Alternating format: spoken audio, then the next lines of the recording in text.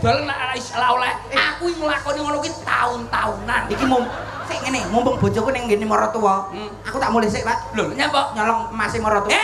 Ora mungkin payu. Nyapa? Lah awakmu masih emas duduk asli.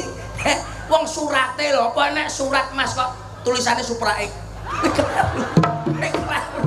Masmu kleru. Kowe berarti ora pinter. Wong iku kudune skill. Kowe ngomong ningkatkan skill. Kowe kudune wong pinter, ora wong bodoh. Saiki lah wong pinter kuwi ning sak wayah-wayah nuwun sewu kaya Bapak Tohir. Iki pinter. Lho ngene iki acarane nikahan nanggap percil, ora rugi. Lah kok iso ora rugi? Ora rugi aku.